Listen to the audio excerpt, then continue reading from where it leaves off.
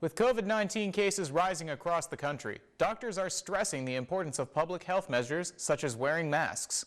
We spoke with Dr. Josh Meyerson, Health Director at District Health Department Number 4, to learn again why masks help flatten the curve.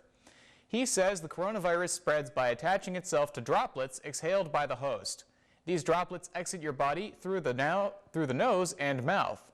A face covering helps prevent the spread of the disease by acting like a net. The masks are simply catching most of those as you breathe and speak, and as long as it's covering your nose and your mouth, it's going to really cut down the amount of droplets that you release into the air. Dr. Meyerson adds that masks aren't 100% effective. Just like a fishing net, some droplets will still get through. That's why experts recommend a physical distance of 6 feet. Dr. Meyerson adds he understands why some may be reluctant to wear a mask. He says they're a visual reminder that we're living in a very scary time. However, Meyerson says masks are, ironically, the best way to hold on to a bit of normalcy.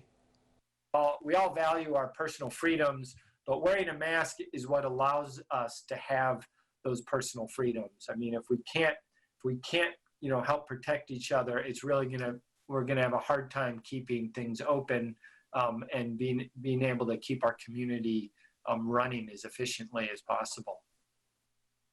Masks can be uncomfortable and annoying, but they're also a crucial part of flattening the curve and keeping others safe.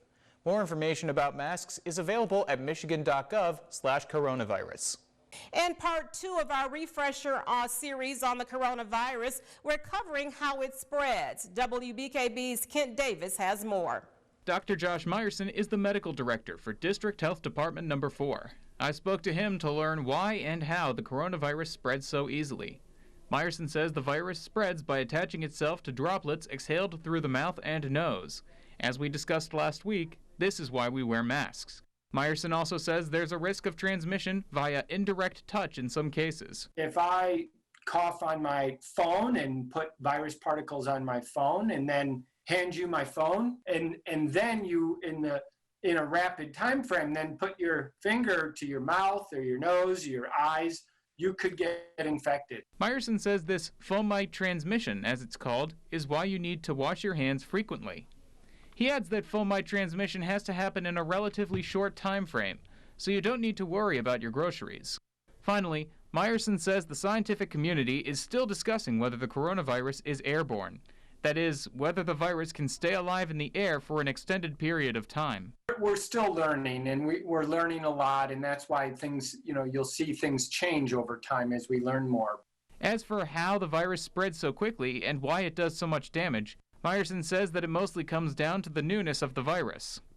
You have an easily spread virus with, with people without any pre-existing immunity. That's how you get a global pandemic. So remember, mask up, wash your hands often, and avoid touching your face. Next week, we'll be asking Meyerson how COVID-19 compares to the flu. In Alpena, Kent Davis, WBKB News. Thanks for that, Kent. And the Health Department has created a hotline and email address residents can use to ask questions about the virus. You can call 989-358-7936 during business hours Monday through Friday, or send an email to covid19@dhd4.org. When discussing the coronavirus, you may hear some say it's no worse than the flu. In week 3 of our COVID Refresher series, we asked Dr. Josh Meyerson how the flu and the novel coronavirus compare.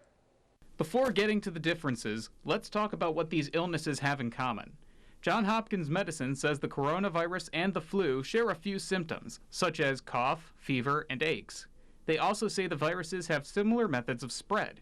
However, Dr. Josh Meyerson of District Health Department Number 4 says the newness of the coronavirus, as discussed last week, lets it spread faster and cause more harm than the flu.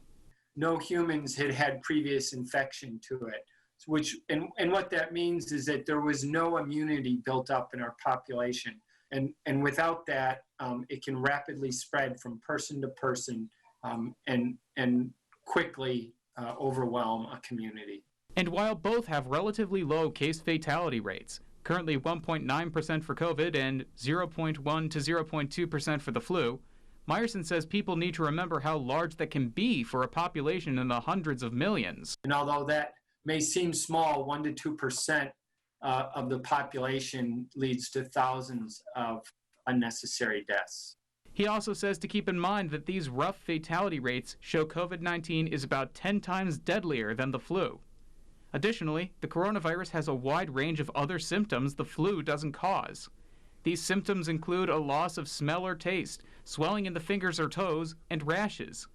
Finally, one of the biggest differences between these diseases is COVID-19's lingering effects after recovery. A lot of people who are infected with COVID, unfortunately, do have long-term complications. They can have complications to their lungs, to their heart, their kidneys, and even their brain. We'll be learning more about these complications in next week's installment.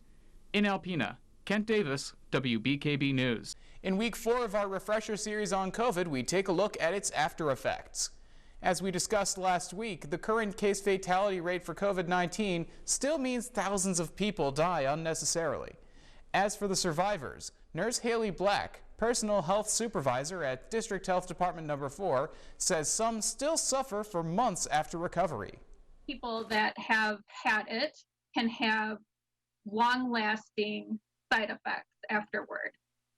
Lung damage is common, heart damage is common, kidney damage is common, neurologic effects are common.